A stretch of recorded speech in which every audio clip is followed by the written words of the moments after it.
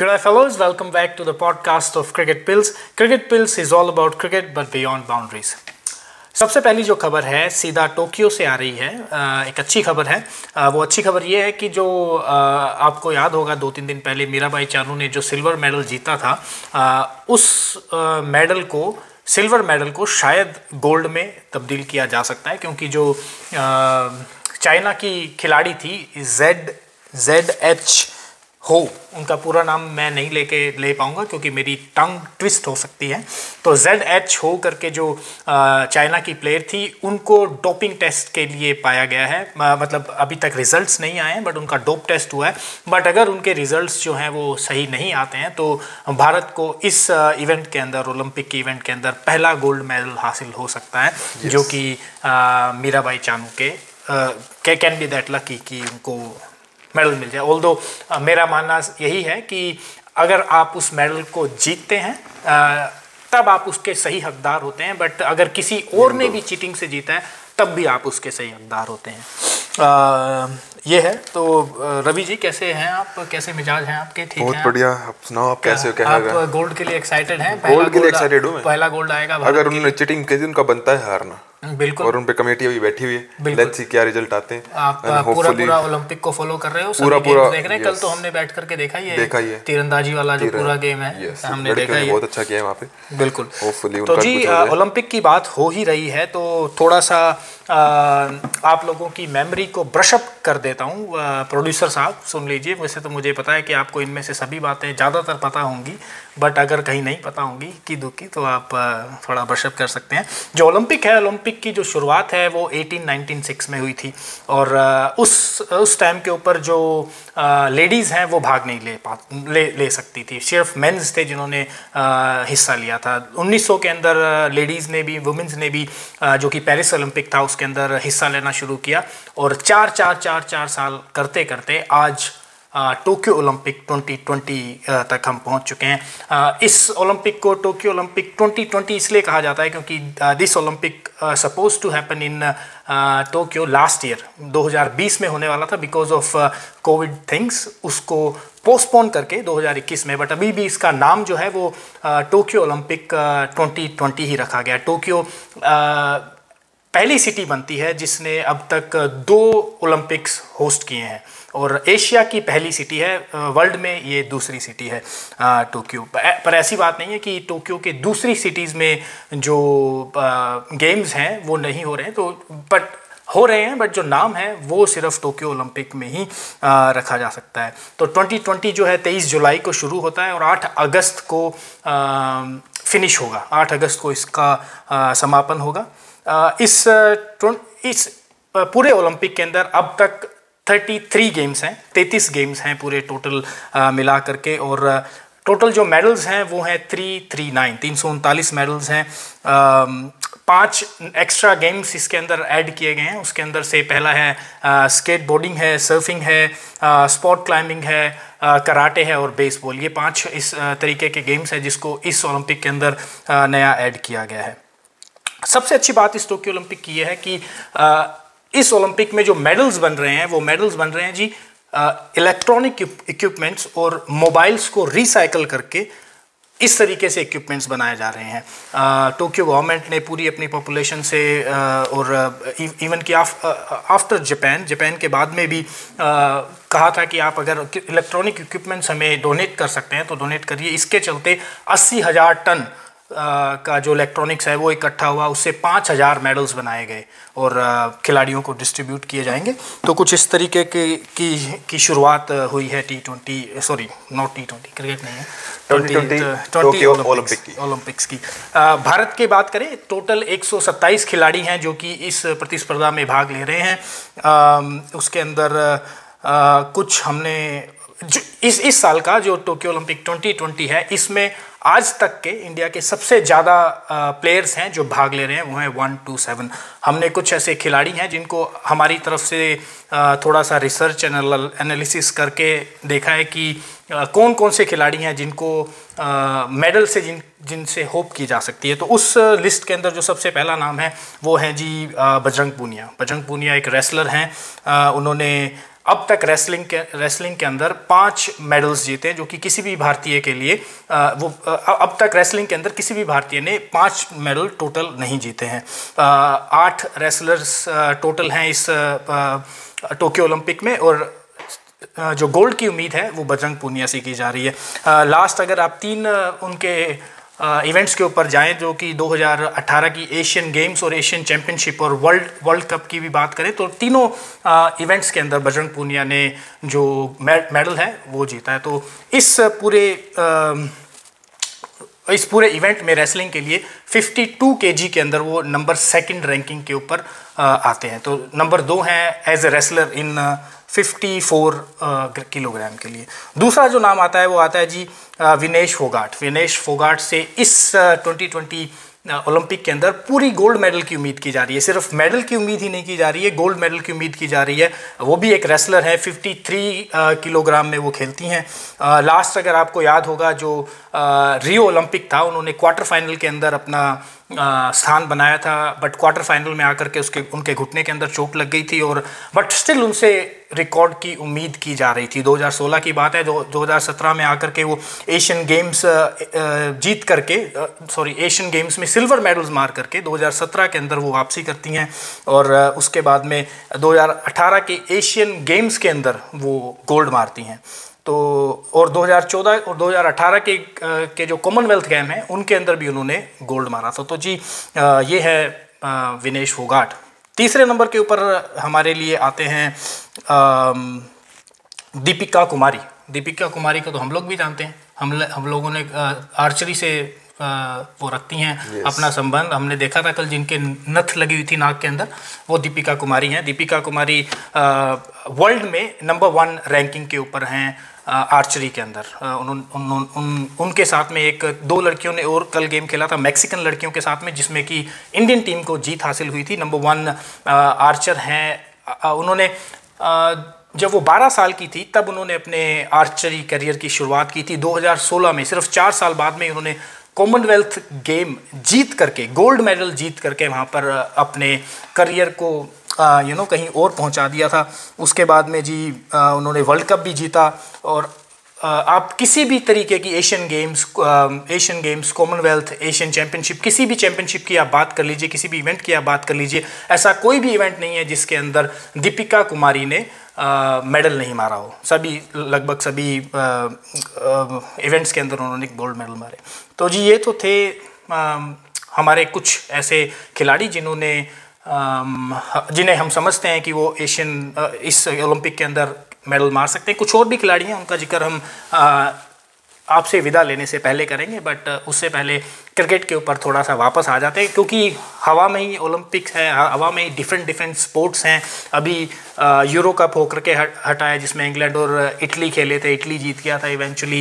India Sri Lanka की भी series चल रही है, इधर टेनिस भी ख़त्म होकर के हटा है। तो स्पोर्ट्स इन दी एयर है, तो इसलिए सभी तरीके की बातें की जा सकती हैं। दांगर साहब, स्पेशली क्रिकेट की करेंगे, अब क्रिकेट की करेंगे। आज मैच हुआ है ऑस्ट्रेलिया वेस्ट इंडीज़ का। क्या खबर है आपके पास में? ऑस्ट्रेलिया वेस्ट इंडीज जो एज यूजुअल करती है वो धसल गए वो 50 ओवर की गेम, फिर वो नहीं खेल पाए जो उनको खेलना था, जो उनको करना चाहिए था। बिल्कुल। एवन लुइस के सिवा किसी ने कुछ नहीं किया। एवन लुइस ने पर रन बनाए इवन तो इंजर्ड होने के बाद, रिटायर होने के बाद वो वापस आए, नंबर 7 पे दोबारा आके उन्होंने 55 किया, नॉट आउट गए। बिल्कुल। पर जो वेस्ट इंडीज की टीम है उसका स्तर नीचे ही गिरता जा रहा है। वनडे में वनडे में गिरता जा रहा है, क्योंकि छोटा फॉर्मेट जैसे ही आता है ये लोग हीरो बन जाते हैं। T20 तो इनके लिए परफेक्ट है। हाँ, T20 तो लाइक इन्हीं का गेम है। हाँ। तो ये खेलते भी वैसे ही हैं। बिल्कुल। वनडे में अगर आप देखोगे स्ट्राइक रोटेट नहीं करेंगे, कुछ नहीं करेंगे, दैट्स इट। आप स्कोर कार्ड कल का उठा के देख लो, कोई भी 20 रन से ऊपर नहीं है, जस्ट एवन लुइस को छोड़ के। एवन लुइस ने मारे, और उनके साथ में 17-18 करते रहे। उनके साथ में कौन आए थे ओपन, जिनका मैं शेहोप आते हैं, शेहोप भी कुछ खास नहीं कर पाए। 20 से ऊपर कोई है ही नहीं। हाँ, पोलार्ड भी छक्का मारने के लिए गए, 11-12 2-4 छक्का। पहली बात तो ये नहीं समझ आती कि छक्के मारने के लिए क्यों जा रहे हो यार, इतना बड़ा ग्राउंड है, आप छक्के मारने के लिए किस लिए जा रहे हो? और पकड़े भी जा रहे हो, विजिट कर रहे हो, ऑलवेज वही बात ना, वही ग्राउंडेड नहीं कर रहे सारे प्लेयर। आप देखिए, डेविन ब्रेवो ने हवा में उछाली है, पोलार्ड ने हवा में उछाली है, अल्जारी जोसेफ ने हवा में उछाली है, शे होप चिप करके ऊपर से मार रहे थे, वो भी पॉइंट के ऊपर कैच आउट हो गया। आई थिंक ये प्रैक्टिस कर रहे हैं T20 वर्ल्ड कप की कि चलो सो एंड हिट, बॉल देखो, रीड करो, दैट्स इट, नथिंग एल्स। अगर आप इनको वनडे के हिसाब से खेलते तो कि ग्राउंडेड शॉट आते, हमें देखने को मिलता है कि 50 ओवर का गेम हुआ है। इवन दो ऑस्ट्रेलिया के साथ तुम इतनी बड़ी टीम के साथ खेल रहे हो, ऑस्ट्रेलिया के साथ तो अच्छे से खेलो, कि हमें दिखाओ कि कॉम्पिटिटिव क्रिकेट क्या होती है। बिल्कुल, ये नहीं कि 43 ओवर्स खेले हैं हमेशा ही, अभी तक 50 ओवर नहीं खेले हैं किसी ने भी। हाँ एग्जैक्टली वनडे ओवर में। और ये सीरीज 2-1 से फिर वो हार गए, 2-1 से हार गए। एक मैच लास्ट भी मुश्किल से ही जीते हैं इतना, क्योंकि फंसा दिया था एक बार ऑस्ट्रेलिया ने मैच, कम स्कोर के ऊपर भी मैच फंसा दिया था उन्होंने, क्योंकि जब 45 के ऊपर 3 आउट हो गए थे वेस्ट इंडीज के, तो वहाँ पे कुछ गेम फंस गया था। वो तो अच्छा हुआ कि निकोलस पूरन और जेसन होल्डर एक जगह के ऊपर टिक गए, एक चांस मिलने के बाद में निकोलस पूरन को, और वो गेम जीत कर, अदरवाइज 3-0 व्हाइट वॉश होता है, व्हाइट वॉश होने के पूरे चांसेस थे। डेफिनेटली।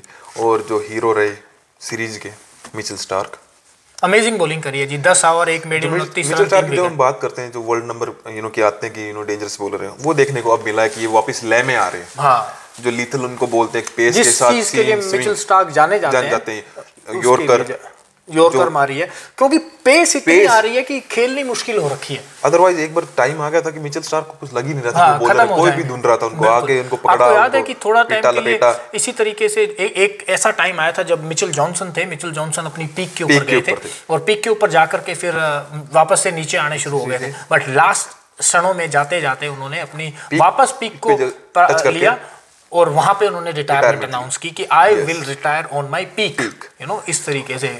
और मेरे हिसाब से एक अच्छी बात है, that's a good thing, like जब अपने आप पीक पे होते हैं, जब आप गेम फिनिश करते हैं, आपके साथ गुड मेमोरीज के साथ आप जाते हो, कि दैट्स इट, मैंने अपना कर दिया है और मैं यहाँ पे रेस्ट करता हूँ अपने आप को, और किसी यंगस्टर को मौका, जैसा कि ब्रैडली ने भी किया, एक अच्छी यंग उम्र के अंदर ही, बिल्कुल, ग्लेन मैग्रा फिर भी 37-38 तक खेलते रहे, बट मिचेल जॉनसन तो मेरे ख्याल से बहुत जल्दी 33-34 के अंदर, ब्रैडली भी 33-34 के अंदर, 34-35 के आई थिंक मिचेल स्टार्क थे, सॉरी वो जो नहीं, मैग्रा 37 तो थे, मैग्रा तो 37 थे, मैं जॉनसन की बात कर रहा हूँ, जॉनसन 34-35 थे ओके उस टाइम पे जब वो रिटायर हुए। बट हाँ, मिचेल स्टार्क अभी 32-33 हैं अभी, तो उनके पास है उम्र, अभी तो टाइम है उनके पास, पूरी उम्र है उनके पास, वो अगले 2-3 साल और खेल सकते हैं, जो एक वर्ल्ड कप आने वाला वो खेल सकते हैं, ठीक है। बट मिचेल स्टार्क की परफॉर्मेंस देख के बहुत अच्छा लगा, जो उन्होंने अपने आप को रिकवर किया, अपने आप को दोबारा फाइंड आउट किया है, अपनी लय को पाया है, उस तरीके से अप्रिशिएट करना बनता है लड़के का। बिल्कुल, अदरवाइज वो बहुत स्ट्रगल कर रहे थे। आगे अपन चलते हैं, बात करते हैं इंडिया वर्सेस श्रीलंका के ऊपर। इंडिया ने एक बार फिर से पहला मैच जीत करके लीड ले ली है इस सीरीज के अंदर। कोहराम मचा रखा है सूर्य कुमार यादव ने। उस लड़के ने क्या कर रखा है यार, क्या खाता है वो, इतना फोकस्ड है यार, वो इतना फोकस्ड है, और इतना कॉन्फिडेंट बंदा देखता ही नहीं, ड्रेसिंग रूम से आके सेट होके आ रहा है बंदा, आते ही ऐसी कलाइयां चल रही हैं, वाह, रिस्ट वर्क तो साले का बहुत शानदार है, खतरनाक यार। आप ऑन द राइज मरवा लो उस बंदे से, कि ऑफ ड्राइव, लेग ड्राइव, कोई भी आप उसको बोलो, बंदा उसकी तरकस में हर एक तीर है जो कभी भी वो चला सकता है। वो अब तो ऐसी बातें होने लगी हैं कि अगले साल तक जब जिस तरीके से विराट कोहली और रोहित शर्मा की बात होती है, उसी तरीके से एक नया प्लेयर ऐड होने वाला है इस लिस्ट के अंदर, सूर्य कुमार यादव। वो है सूर्य कुमार यादव। सूर्य कुमार यादव बस कर क्या नहीं रहे हैं, वो 50 को 100 नहीं बना पा रहे हैं, दैट्स इट। 50 तो उनको आ ही रहा है, हर दूसरे तीसरे मैच में आ रहा है, हर दूसरे तीसरे मैच में आ रहा है। लास्ट उन्होंने अब तक 3 पारियां खेली हैं टोटल, बैटिंग करी है, और उसमें 4 होगी ना T20 का मिला के, अपने नहीं 3 T20s खेले हैं अभी तक, 2 उन्होंने उधर भी खेले थे ना, मैं ये वनडे की सीरीज की बात कर रहा हूँ, ये 3 वनडे अपने और 1 श्रीलंका की, पीछे तो जाने की छोड़ ही दो, यही देख लो इसमें कितने रन बना, मतलब कि उन्होंने अब तक 3 टोटल वनडे खेले हैं, उनमें से 2 50 मारे, 2 50 है, 1 40 है, बिल्कुल, 2 T20 सॉरी, अब 1 40 भी मारा है, 40 मारा, तो फ्लॉप तो है ही नहीं, 49 भी था उनका शायद, आई गेस 49 था, something like that, something flop नहीं हो रहे, कहने का मतलब ये है बस उनको अब थोड़ा वनडे में अच्छा करना है, 50 को 70-80-100 के आसपास लेके जाने, 100 स्कोर करो, कि हमारे पास मिडिल ऑर्डर सेट है। सूर्य कुमार यादव नंबर 4 पे जब आएगा, नंबर 4 सॉलिड टीम इंडिया आपको दिखेगी। नंबर 4 के ऊपर श्रेयस अय्यर ने भी ट्रेनिंग शुरू कर दी है, दोबारा वो भी पूरा अपना देना चाहते हैं कि मैं भी नंबर 4 के ऊपर डंडा फंसा के रखूंगा। अय्यर को भी देखना चाहूंगा, डंडा क्यों नहीं यार, जो अच्छा कॉम्पिटिटिव क्रिकेट खेलो ना। आज आप देखिए जब धवन के ऊपर उनके ऊपर T20 में ओपनिंग ना करने की जो तलवार लटकती आ रही है, उससे उनके परफॉर्मेंस के ऊपर कितनी पॉलिश आई है।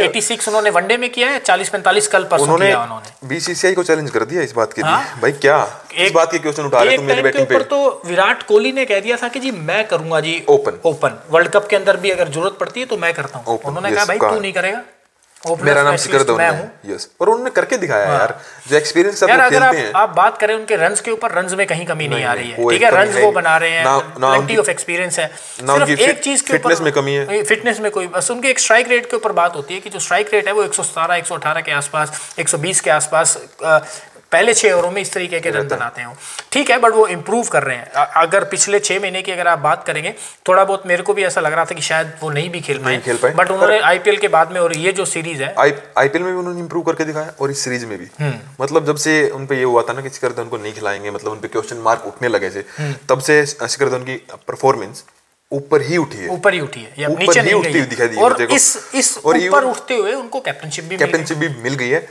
अगर हम जो स्लो रन रेट की बात कर रहे हैं, उनकी जो स्ट्राइक रेट की जो बात कर रहे हैं, एक्सपीरियंस प्लेयर हैं वो, अब सपोज दैट वो करते हैं थोड़ा स्लो रेट, तो समझ में आता है, क्योंकि अगर वो एक एंड पे होल्ड नहीं रखेंगे, तो जैसे नीचे ईशान किशन आ रहे हैं, संजू सैमसन आ रहे हैं, तो उनको खिला पाना मुश्किल हो जाएगा। देखो, अगर हम बताना कि नहीं, हमारे पास में टेस्ट के अंदर चेतेश्वर पुजारा है जो एक तरफ से विकेट रोक के रखता है, एंड रोक के रखता है। T20 में हालांकि में चेतेश्वर पुजारा की जरूरत नहीं है T20 में, पर एक ऐसे प्लेयर की जरूरत है जो रन भी बना सकता है और एक एंड भी रोक सकता है, और वो ये रन बनाने पे आएगा। 125 it's good, it's not bad, क्योंकि आपके खेमे में ईशान किशन, हार्दिक पांड्या, सूर्य कुमार यादव जैसे प्लेयर हैं जो 170 175 180 की स्ट्राइक रेट से भी, ऋषभ पंत जैसे आकर के 200 की स्ट्राइक रेट से भी रन कर सकते हैं। तो उस समय के ऊपर आपके पास में एक चेतेश्वर पुजारा जो कि T20 में होना जरूरी है, वो है शिखर धवन। मुझे लगता है इस प्लेयर का बंदे का होना बनता जरूरी है। बिल्कुल, हम ये बात नहीं कह रहे हैं कि इस चेतेश्वर पुजारा जैसी स्लो बैटिंग करें, ऐसी बैटिंग नहीं करें, बट यस वो इस तरीके की बैटिंग कर सकते हैं जो तेज भी हो, 120 25 30 की रन रेट से, और जब रन बनाने का मौका मिले तब वो 150 सवा 200 की स्ट्राइक रेट से दिखाया है, अपने आप को प्रूव किया है, किसी तरीके से। आईपीएल में उन्होंने 200 की स्ट्राइक रेट से रन बनाए हैं, मारे हैं, बिल्कुल। अभी देख लो ये सीरीज स्टार्ट, देख लो वनडे सीरीज की बात कर लो, T20 पहला T20 की बात कर लो, 46 फिर किए हैं, हाँ, 127 की आसपास की स्ट्राइक रेट रही है उनकी, 127 इज नॉट बैड, हाँ, जब आप एंकर कर सकते हैं इनिंग को, बिल्कुल। साथ साथ सूर्य कुमार यादव के वो खेल रहे हैं कि उसको भी खिलाया है, उन्होंने भी क्विक कर दिया है, 34 बॉल में 50 रन्स, 150 के आसपास की स्ट्राइक। बिल्कुल ये एक अच्छा होता है जब आप गेम रोटेट कर सकते हो, आप जब एक गेम खिला सकते हो, हाँ, दूसरे प्लेयर्स को एक एंड पे खड़े होके, बिल्कुल। और आप आगे चलते हुए हम बात करना चाहेंगे जिम्बाब्वे और बांग्लादेश के ऊपर। बांग्लादेश ने ये सीरीज 2-1 से जीत ली है, बड़ा स्कोर चेज कर रहे थे, 193 चेज कर रहे थे बांग्लादेश के खिलाड़ी, और 193 चेज किया है। क्या शानदार, पहली बात तो क्या शानदार बल्लेबाजी करी है दोनों ही टीम के प्लेयर्स ने। ऊपर से आप देखिए जो रिची चकावा आकर के अच्छी बैटिंग करते हैं, ऑलमोस्ट 200 की स्ट्राइक रेट के साथ में वो बैटिंग करते हैं। उसके बाद में नीचे आकर के रायन बर्ल ने तो ऐसे ही तलवार ही रखी है। अगर आप बैट स्विंग देखते हो जो पटाखे मारे हैं रायन बर्ल ने, जब उनकी बॉल बैट से कनेक्ट होती है, स्वीट साउंड जिसको बोलते हैं कि हाँ भाई ये 6 ही जाएगा, बिल्कुल ऐसा साउंड करता है, बिल्कुल। और उनको पुल मारना कितना अच्छे तरीके से आता है, वो कितने कॉन्फिडेंट लगते हैं। और 193 स्कोर करना बांग्लादेश के खिलाफ is not an easy gig, ठीक है, बिल्कुल नहीं है। और वो भी जिम्बाब्वे जैसी टीम, और टफ कंपटीशन दिया है T20 सीरीज में, बिल्कुल चक्के रखा है बांग्लादेश को। पिछला मैच हरा के आए थे, ये 193 किया। हाँ, अच्छा परफॉर्मेंस दिया है। चकावा निकल करके आए हैं, मुजर रब्बानी निकल करके आए हैं। अगर आप बॉलिंग की बात करें तो मुजर रब्बानी, सिकंदर रजा जो कि इनके कैप्टन है, मुझे ऐसा लगता था कि वो भी अच्छा परफॉर्म करके जाएंगे, बट आई गेस कि इस लास्ट थर्ड मैच में तो 3-4 रन बना के आउट हो गए ना, वो जीरो ही बना करके आउट हो गए पहली बॉल के ऊपर ही। वाइजली आए हैं इनके जो ओपनर हैं वो दूसरे, वो भी अच्छा कर रहे हैं। हाँ, उन्होंने भी अच्छी शुरुआत दी, दोनों चकवाबा ने और इसने दोनों ने अच्छी शुरुआत दी थी, मजेदार। तो जी ये तो हो गई है बात जिम्बाब्वे और बांग्लादेश के ऊपर, जिसमें 2-1 से बांग्लादेश जो है वो इस सीरीज को जीत करके जाता है। अब ऑस्ट्रेलिया आएगी जिसमें एरन फिंच नहीं आएंगे, पर ऑस्ट्रेलिया जा रही है बांग्लादेश। अब जो कड़ा मुकाबला शायद 4 तारीख से सीरीज शुरू होने वाली है, 4 अगस्त से शुरू होगी, बांग्लादेश वर्सेस ऑस्ट्रेलिया देखने वाली होगी, क्योंकि बांग्लादेश भी पम्प्ड अप होगा। लास्ट 2-3 सीरीज इन्होंने जीती हैं, श्रीलंका को हराया है, उसके बाद में पहले अफगानिस्तान को भी हराया था, और अब आप जिम्बाब्वे को भी, हालांकि छोटी टीमों को हरा करके जा रहे हैं, बट जो कॉन्फिडेंस लेवल है वो जरूर हाई होगा। ऑस्ट्रेलिया में कुछ नए चेहरे हैं, तो आई थिंक उनके पास चांस होगा कि ऑस्ट्रेलिया को भी, और ऑस्ट्रेलिया भी चाहती है कि सब कॉन्टिनेंट की विकेट के ऊपर भी हम जाकर के खेलें, ताकि थोड़ा सा एक्सपीरियंस गेन करें, कि नए प्लेयर्स भी थोड़ा सीखें कि जब आप एशियन कॉन्टिनेंट में जाते हो कि आपको कैसे प्ले करना है, वहाँ पे कैसे पिच आपको मिल सकते हैं, क्योंकि मोस्ट ऑफ द हमारी जो पिचेज होती हैं वो स्पिन ट्रैक होता है, तो आपको वहाँ पे देखना पड़ता है कैसे खेलना है। वहाँ की सिचुएशन और पिच दोनों ही डिफरेंट है, बिल्कुल जी, बिल्कुल। तो जी ये तो हुई इन दोनों तीनों मैचेस की बात। थोड़ा सा क्रिकेट जगत से जो बातें निकल करके आ रही हैं उसके बारे में बात करेंगे। शायद ये लास्ट मैच हो सकता है स्काई और पृथ्वी शॉ का, और शायद नहीं, जिस तरीके की मीडिया के हवाले से खबर आ रही है 80% ऐसा लग रहा है कि स्काई और पृथ्वी शॉ हैं वो उड़ेंगे इंग्लैंड के लिए इस मैच के बाद में ही। मुझे ऐसा लगता था कि लास्ट मैच भी खिलवा ही देना चाहिए था, पर ठीक है, इन दोनों के जो हमारे पास में ऑप्शंस हैं वो है, चॉइसेस हमारे पास बहुत है। हमारे पास बेंच स्ट्रेंथ अच्छी है, और देवदत्त को खिला देंगे, देवदत्त को खिला देंगे, और इवन दो कि ये मैच तो वो खेल ही रहे हैं जो कल होने वाला है, ऋतुराज गायकवाड़ को खिला देंगे। सो हमारे पास उसकी कोई इशू नहीं है, रिप्लेसमेंट का कोई चक्कर नहीं हमारे पास नहीं है। बिल्कुल, but the good thing is कि पृथ्वी शॉ और सूर्य कुमार यादव, हमें ऐसा लगता है कि सूर्य कुमार यादव को एक चांस जरूर मिलेगा, क्योंकि अगर ऊपर से कोई इंजर्ड हो जाता है तो केएल राहुल शायद ओपन के लिए आएंगे, शायद पृथ्वी शॉ को अभी भी बैकअप के लिए रखा हो। केएल राहुल अगर ऊपर आते हैं तो बीच में जगह खाली होती है, और वो जो बीच की जगह खाली होती है वो सूर्य कुमार यादव के लिए बन सकती है, वो फील करेंगे, तो वो आकर के मुझे नहीं लग रहा अभी पृथ्वी शॉ को ज्यादा चांस देंगे वो इंग्लैंड में, क्योंकि उनको एक्सपोज नहीं करना चाहेंगे। बट ठीक है, बैकअप ओपनर के लिए he is a good gun. क्योंकि ऑस्ट्रेलिया की बात की जाए, जब भी वो बाहर गए, हिलती हुई बॉल उनके लिए बहुत बड़ा परेशानी का सबब रही है। और इंग्लैंड में तो बॉल और हिलती नहीं, नाचती है। हाँ बिल्कुल, ड्यूक बॉल होती है, ड्यूक बॉल दोनों तरफ घूमती है, जल्दी से पुरानी नहीं होती है, नहीं रहती है, लंबे पूरा दिन हिलती है, लंबे स्तर के लिए नहीं रहती है, पूरा दिन हिलती है बॉल। तो मुझे नहीं लगता कि पृथ्वी शॉ को ज्यादा वो कुछ करेंगे, बट बाकी मयंक अग्रवाल हमारे पास ओपनर है, एंड देन केएल राहुल। तो जी पोलार्ड है, पोलार्ड ने जो कल मैच हुआ है 2-1 से जो ऑस्ट्रेलिया ने सीरीज जीती है बारबाडोस के अंदर, उस पिच को उन्होंने कहा है जी रिडिकुलस और अनएक्सेप्टेबल पिच है, एक्सेप्ट नहीं करेंगे ऐसे पिच को। उन्होंने कहा है कि जो पिच बनाई गई है बारबाडोस की अच्छी नहीं बनाई गई है, और इस विकेट के ऊपर मैच ही नहीं होना चाहिए था। कुछ इस तरीके के कयास, कुछ इस तरीके की बातें करी हैं कैरन पोलार्ड ने। इवन दो कि because of the Covid things जो मैच रिशेड्यूल हुए हैं between Australia and West Indies के, तो उनके पास आई थिंक टाइम था, वो पिच को अच्छा कर सकते थे। आई डोंट नो पिच कैसा बिहेव कर रही थी, मुझे कुछ ज़्यादा खास दिखा नहीं है कुछ ज़्यादा बिहेव करते हुए पिच, क्योंकि ऑस्ट्रेलिया ने जो चेज कर लिया था 30 ओवर में ही कर लिया था। उन्होंने 45 जरूर खेले थे, हाँ उन्होंने 30 में कर दिया था, उन्होंने 30 में कर दिया था। तो मुझे पिच का ऐसा कुछ नहीं लग रहा है, पिच अच्छी थी। अब ब्लेम गेम तो आप कुछ भी कर सकते हो, जब आपकी टीम परफॉर्मेंस नहीं कर रही है, आप एक तो कैप्टन हो, तो आपको अपने अंदर झाँको पहले। आई थिंक कि तुम लोग ग्राउंड स्टाफ को बोल रहे हो कि पिच अच्छी मिलनी चाहिए थी, बिल्कुल मुझे ये लग रहा है। तो जी आज की पॉडकास्ट की जो आखिरी खबर है वो भारतीय महिला क्रिकेट से जुड़ी हुई है। नॉट क्रिकेट, भारतीय महिला, एक महिला है जिनकी क्रिकेट से जुड़ी हुई है, not from BCCI and all. Northern super chargers के लिए खेलती हैं जेमी रॉड्रिगेज, आपको पता ही होगा। पिछले मैच में उन्होंने एक अच्छा 92 किया था। अगले मैच में फॉलोड बाय उन्होंने 41 बॉल्स के ऊपर 64 रन बनाए हैं। तो उनका जो अच्छा फॉर्म है, जो उनका अच्छा पैच है वो जारी है। आशा यही करते हैं, दोबारा से स्टार्ट हो गया मालिक। हाँ? पहले एक बार उनका बैड पैच आ गया था बीच में, हाँ, दोबारा अच्छा पैच। आशा यही करते हैं कि जो लीग्स में ये रन ना आए, और जब तक वो इंटरनेशनल क्रिकेट तक पहुंचे तब तक खत्म हो जाए, खाली हो जाए, वो रन्स का जो झोला भरा हुआ है वो भरता ही चला जाए, और जैसे जैसे वो क्रिकेट खेलती चली जाती हैं रन्स करती चली जाए। डांगर साहब, दैट्स इट। फिर ले लेते हैं, ले लीजिए विदा लेने से पहले जो करते हैं वो कर देते हैं। बिल्कुल। आप लोगों को प्यारी सी एक छोटी सी अपील, बिल्कुल, जो आपके क्रिकेट पिल्स का जो आपने छोटा सा परिवार बनाया हुआ है, चैनल बनाया हुआ है, पॉडकास्ट बनाया हुआ है, जो भी आपने बनाया हुआ है, इसको थोड़ा आगे बढ़ाओ, शेयर करो, इसको सब्सक्राइब कराओ, लोगों से लाइक कराओ, कमेंट कराओ, और वो भी खबर दे दीजिए कि इंग्लैंड और ऑस्ट्रेलिया, इंग्लैंड और इंडिया की सीरीज से पहले हम लोग स्टूडियो सेटअप कर रहे हैं एक, तो जब हम इंग्लैंड और इंडिया की सीरीज के अंदर आते हैं तो आपको एक नया लुक और एक नया स्टूडियो देखने को मिलेगा। तो I am very much looking forward to it. I am sure कि आप लोग भी ये खबर सुनने के बाद में खुश हो जाएंगे। तो बहुत खुश हो जाएंगे। नए स्टूडियो के अंदर बैठ आपको स्टूडियो देखना है तो आपको क्या करना पड़ेगा, नोटिफिकेशन का घंटा बजाना पड़ेगा और सब्सक्राइब करना पड़ेगा। और हमारे जो मीडिया के जो सारे लिंक है वो आपको डिस्क्रिप्शन में मिलेंगे, उधर जाके फॉलो करो, क्वेश्चन करो, और हम आपको मिलते हैं जल्दी। बिल्कुल, तो thank you very much ji.